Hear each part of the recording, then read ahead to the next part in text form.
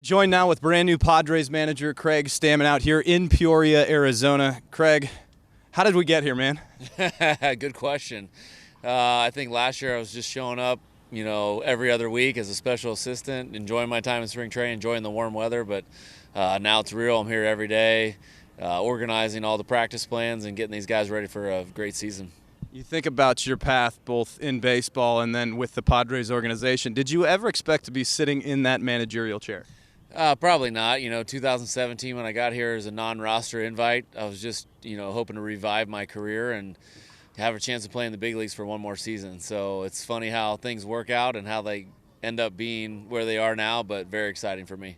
When did it kind of click for you that this might be a possibility? Obviously, when Mike Schilt retired, the Padres start to go through the process. And then when in that process did you go, maybe I am that guy? It took a while, and I honestly didn't think about it seriously until AJ made me think about it seriously. But his belief in me, the organization's belief in me during that time period, made me consider it. And would this be something that I would like to do, and would it be something that I think I would enjoy? And so going down this path with my wife and family and all that, we kind of ended up at this decision, and AJ chose me to take this lead role on, and it's been a lot of fun so far.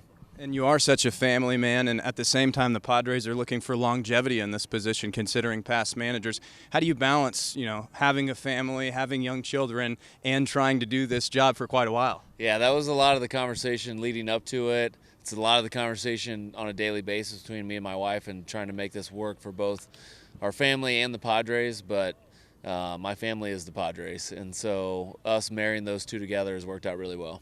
Speaking of A.J. Preller, a big day for him. Got a contract extension, going to be a San Diego Padre for quite a while. What does that mean to you to know that you guys are going to be together through this for the foreseeable future? Yeah, it feels really good. I think we have a great relationship together. We work well together. We enjoy working with each other, and just knowing that he's going to be here the same amount of time or longer. He's going to be there, as long as I'm here, as long as he lets me be here. It's going to be a fun working relationship. I think a lot of folks may not realize how big an operation this is. They see a manager, maybe a hitting coach, a pitching coach, and they go, they make all the decisions, right? Can you help break down logistically how many people you work with and how this organization kind of runs with you being in the front of it?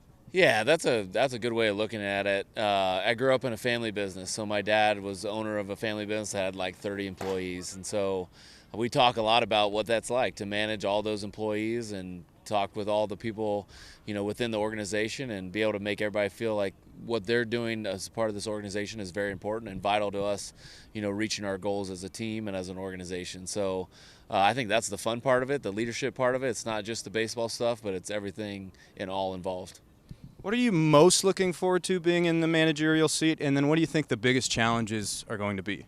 Yeah, I think the thing I'm most looking forward to is the games and getting to play the games and manage the games and write the lineups and put our guys in the most successful opportunities to go out and win some baseball games for the Padres. I think there's not really anything that I'm not looking forward to. It's all part of the gig, and everything there's something new and it's exciting. And once we get game start though, it's going to feel really good and really exciting. And it'll be fun when Petco Park's rocking and we're out there sitting in the dugout scoring a bunch of runs. And the challenges? Yeah, the challenges, it's like anything. It's like, how do you handle the bad times? How do you handle the adversity? How do you handle failure?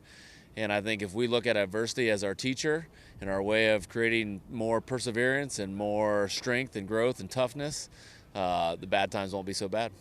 You have a city that is so hungry for a winning baseball club, which they've gotten in years past, but now a championship. The expectations have reached heights that I've never seen in my decade of covering the team. How do you manage those expectations while still trying to provide the fans with what they're looking for? Yeah, in the end, there's only one team that ever wins the World Series, each year. We've never done it in San Diego. We've been great here the last few years, 4 out of the last 6 years in the playoffs, 3 out of the last 4. It's tough to take it to that next level, but that's why we're here showing up in spring training, to try to take it to the next level and give something for the Friar Faithful that they've never had before. What have you learned in the time in the front office of this organization, the past couple of years that you can bring into this managerial role, maybe opposed to just your playing career? Yeah, I think it's just a different perspective. As a player, you look at it only one way. It's about winning and me having successful and being a part of a winning team. I think, being a part of the front office and doing, understanding those roles and how, the entire organization has to be kind of humming along for it to go well. That's given me a perspective. It's not just about what's on the field, but everything off the field matters too. I'm not sure you remember this moment. I was covering the Padres and Phillies in the NLCS, and after the Padres were eliminated, you walked to the top step of the dugout, and you kind of just looked around Citizens Bank Field and soaked it all in. One, do you remember that moment? And two, what did it mean to you if you do? You know what? I thought I was doing that by myself. I thought I waited long enough where nobody noticed. But yeah, I think at that time in my career, I thought that, that maybe that's the last time I get to be in a big league stadium as a player. I wasn't on the roster. I had some injury issues that season.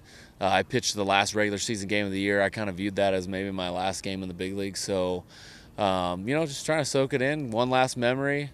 A thank you to what baseball's given me, but the story was unwritten. The story was indeed unwritten, and here we are wearing the Padre colors. You're the manager of the team. Will you kind of take that soak-it-in mentality for every moment as you are manager of the Padres? Yeah, I think if you're not living in the present and enjoying what you're doing, then you're going to look back and have a lot of regrets. I think one thing I'm proud of with my career is I don't have a ton of regrets, about how things went. I was able to live in the moment, work my tail off in that moment to be great for my teammates and for the team. And so I'm going to try to do that same thing as manager. For the fans that maybe are still getting to know the person Craig Stammen, what's something outside of the diamond that they might not know about you? I'm pretty normal guy. There's not anything that's really secret about anything. I love sports. I've always loved sports. Since I was a little kid, I wanted to be a professional baseball, basketball, football player. Now I probably want to be a professional golfer. But sports have just kind of been giving me a ton of enjoyment throughout my life. So being able to have this opportunity to be a manager of a Major League Baseball team, it's a dream come true. Probably a dream I didn't even dream of. I'm just looking forward to representing San Diego and the Padres. A little bit about this roster. I want to start on the offensive side, at least the lineup. Big core coming back. What are your expectations of this offensive lineup that you have for the Padres? Yeah, we got great players, guys that have been great for a long time. And then we got some young players that are up and coming and exciting. So I think our lineup as a whole fits really well together. We've got to get them working as one unit so that they're 1 through 9. We're out there to beat the pitcher on the mound and not one person at a time trying to beat the pitcher on the mound. We create that cohesiveness, that togetherness. I think it'll be an exciting year for us. And I think you kind of touched on it there, but maybe last year this was a team that offensively didn't have a ton of slug, maybe bunted more than certain fans wanted. Do you think it's an offensive approach that will change, or is it more of what you just said? You're going to go game by game kind of situation? Yeah, I think, whatever the philosophy of the team is goes with how the players are playing. And if you look back, 2024, we had a great offensive season. And it's just, can we get back to that type of offense, and can we get in that cohesive unit working together to score runs? As far as your starting rotation goes, you kind of have your 3 big horses, and then Randy, who personally I think is about to have a really big year, and then a big battle for that 5th spot. Can you touch on just your starting rotation and what you think it's going to be going into 2026? Yeah, obviously, it starts with Joe, Nick, and Michael. We're counting on those guys for big things this year. Obviously, there's a health component to those guys also, but I also feel really good about who we've got coming up behind him. Randy, as you said, he's your pick to click this year. I love what I'm seeing from Randy. He had an amazing offseason, rededicated himself, to his work. Darvish has poured into him quite extensively, and I think, we're seeing the fruits of that, here this spring training, and hopefully, as the season goes. But we've got a bunch of other guys, J.P. Sears, Matt Waldron, just signing Herman Marquez, other guys on the horizon that are going to help us, piece through the season. It's not only going to be 5 guys. We're going to need a lot of guys. That's just how Major League Baseball is this year, or in this time frame of injuries and just attrition, and giving guys the appropriate rest to be able to be very successful. So I feel really good about all the arms we have in camp. They're showing off right now, and they're going to show off this season too.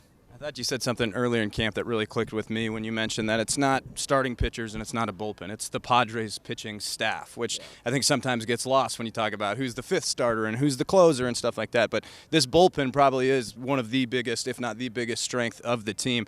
How much do you think you will rely on that bullpen, and how good do you think they can be? Yeah, I think every manager in the league is looking at how much they can rely on their bullpen. And you know what? They're not keeping me up at night. They're a pretty stacked group of guys, and they work hard and bring the right attitude to the field every day. But like I said, it's the Padres pitching staff.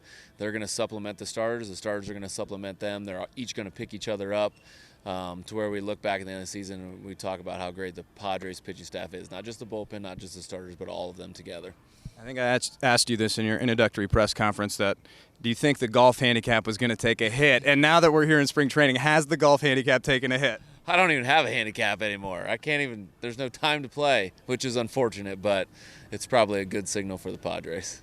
Who's the one golfer on the active roster that could compete with you on the course? We got a lot of guys. Honestly, now that I haven't played for a while and I'm not any good, there's guys on the coaching staff that are pretty good. Nick Punto, Ryan Goings. But as players-wise, Gavin Sheets, Kyle Hart, those are probably the two guys that are leading the charge. They're pretty good. Wishing you the best of luck this year. Thank you so much for everything, Craig, and looking forward to seeing how it goes for you. Yep, thanks Appreciate you.